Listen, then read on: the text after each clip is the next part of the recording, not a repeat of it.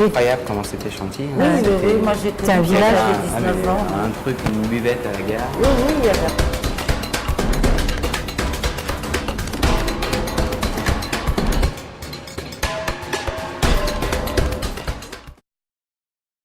L'idée est venue de façon, disons, un petit peu en collaboration avec d'autres artistes. Nous étions trois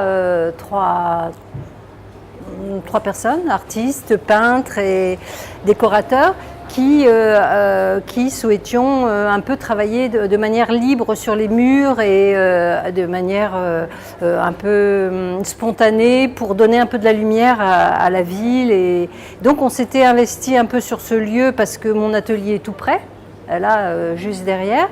Et on s'est dit que ce lieu, avec un joli plafond, des murs qui étaient très très sales, pouvait correspondre à déjà une première approche disons, d'appropriation du lieu. Alors on a commencé par peindre les murs, donc à trois. Après on s'est dit qu'on allait faire un peu, s'amuser un peu avec le musée Condé qui est tout à côté, là au château de Chantilly.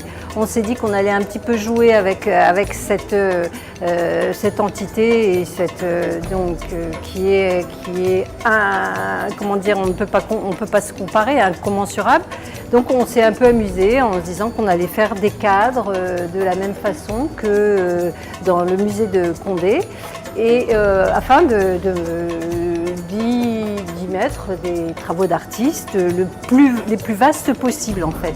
L'ouverture la plus vaste possible dans la mesure où c'est ouvert à tout vent et où il y a un passage nuit et jour sans contrôle d'identité de quelque nature que ce soit. Donc on a commencé à peindre les murs donc, en forme de cadre, et après on s'est dit que c'était ouvert, donc ça c'était en août 2009. Donc on s'est dit qu'on allait faire venir des gens.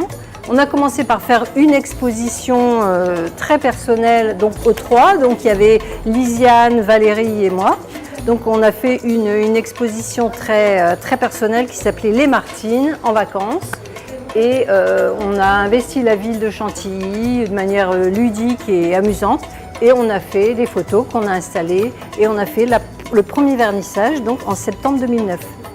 Alors depuis septembre 2009, il y a régulièrement des artistes qui viennent s'accrocher au mur du petit musée de la Cour.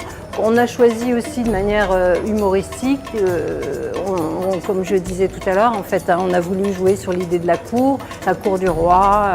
C'était c'était un peu facile comme jeu, et en même temps c'est une cour qui était pas du tout, qui s'est un peu arrangée, mais qui était quand même très très triste. Et d'ailleurs, quand on disait aux gens que c'était là, les gens de Chantilly disaient « c'est pas possible, vous n'avez pas fait ça dans ce lieu qui était plein de poubelles, vraiment très sale et très repoussant ». Et même le maire, quand le maire est venu ici, dit « mais vous avez fait ça quand qu'est-ce qui s'est passé cet été ?» Voilà. Alors en fait ici, il n'y a pas de critères de sélection par rapport au travail choisi. Alors donc c'est un peu le nerf de la guerre, hein, parce que on est très ouvert, hein, comme j'ai dit, à toutes les possibilités d'accroche, disons, on n'a pas de critères de sélection. Hormis les choses un peu trop balbutiantes, il faut qu'il y ait un peu de puissance. On cherche pas, on fait pas de sélection de talent en termes de talent, etc. Mais qui est quand même une force intérieure chez la personne, c'est-à-dire qu'elle a des choses à raconter, ou le groupe a des choses à dire. Ça peut être dit de manière très maladroite, ou même, mais il faut qu'il y ait quelque chose qui sorte, qui ait une âme, on va dire. Voilà. Alors après, les artistes. Il y a un peu de bouche à oreille, mais par contre ce qui est difficile c'est disons pour les artistes c'est un peu difficile de se lancer sur un espace ouvert où ils savent qu'il n'y aura aucun contrôle de sécurité. Enfin, moi je passe quasi tous les jours, mais bon, il y a des périodes de vacances et ils savent que c'est voilà, qu'il y a du passage la nuit, il y a et que leurs œuvres sont exposées. Alors c'est un pari. C'est un pari qui fonctionne assez bien, mais il y a quand même une part d'artistes qui refusent, qui sont prêts à venir, mais quand ils voient le lieu, ils disent que non, leurs travaux risquent trop.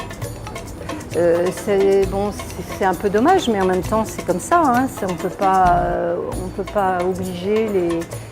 Enfin, chacun ressent par rapport à son travail s'il a envie de le mettre un peu à nu ou pas. Et là c'est un travail à nu, c'est un travail à vif.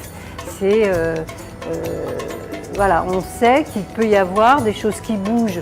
Ceci dit, depuis septembre 2009, on n'a pas eu aucune comment dire, dégradation, aucune dégradation. Donc on est plutôt satisfait, c'est-à-dire qu'il y a quand même un certain respect de ce travail qui finalement étant tellement accessible à tous, finalement il y a un certain respect.